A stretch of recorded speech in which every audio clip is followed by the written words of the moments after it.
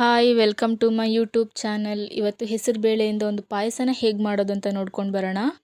ಇಲ್ಲಿ ಈಗಾಗಲೇ ಹೆಸರುಬೇಳೆನ ಬೇಯಿಸಿಟ್ಕೊಂಡಿದ್ದೀನಿ. ಪಾಯಸಕ್ಕೆ ಬೇಕಾಗಿರ್ತಕ್ಕಂಥ ಇಂಗ್ರೀಡಿಯೆಂಟ್ಸ್ನ ಗ್ರೈಂಡ್ ಮಾಡ್ಕೋಬೇಕಲ್ವ, ನೋಡ್ಕೊಂಡು ಬರೋಣ ಏನೇನು ಬೇಕು ಅಂತ. ಈಗ ಜಾರಿಗೆ ಒಂದು ಜಾರ್ ತಗೊಂಡು ಅದರಲ್ಲಿ ಹಸಿ ತೆಂಗಿನಕಾಯಿ ಹಾಗೆ ಬಿಳಿ ಎಳ್ಳನ್ನು ಹುರಿದ್ಬಿಟ್ಟು ಹಾಕ್ಕೊಂಡಿದ್ದೀನಿ. ಸ್ವಲ್ಪ ಏಲಕ್ಕಿ, 1 ಟೇಬಲ್ ಸ್ಪೂನ್ ಆಗುವಷ್ಟು ಗಸಗಸೆ ಹಾಕ್ಕೊಂಡು ಗ್ರೈಂಡ್ ಮಾಡ್ಕೋಬೇಕು.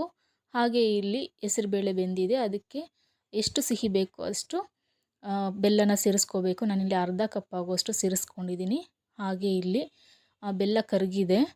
ಈಗ ನಾವು ಏನು ಗ್ರೈಂಡ್ ಮಾಡ್ಕೊಂಡಿದ್ದೀವಲ್ಲ ಅದನ್ನು ಇದರೊಳಗಡೆ ಹಾಕಿ ಒಂದು 10 ನಿಮಿಷ ಬೇಯೋದಕ್ಕೆ ಬಿಡೋಣ. ಅಷ್ಟರಲ್ಲಿ ನಾವಿಲ್ಲಿ ಒಂದು ಚಿಕ್ಕ ಬಾಣಲಿ ಇಟ್ಕೊಂಡು ಅದಕ್ಕೆ ಒಂದು 2ರಿಂದ 3 ಸ್ಪೂನ್ ಆಗುವಷ್ಟು ತುಪ್ಪ ಹಾಗೆ ದ್ರಾಕ್ಷಿ ಗೋಡಂಬಿನ ಹಾಕ್ಕೊಂಡು ಲೋ ಫ್ಲೇಮಲ್ಲಿ ಹುರ್ಕೋಬೇಕು.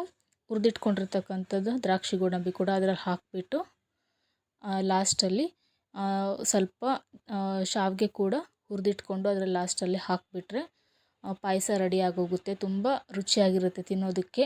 ಮನೇಲಿ ಒಂದ್ಸರಿ ಟ್ರೈ ಮಾಡಿ, ತುಂಬ ರುಚಿಯಾಗಿರುತ್ತೆ. Thank you.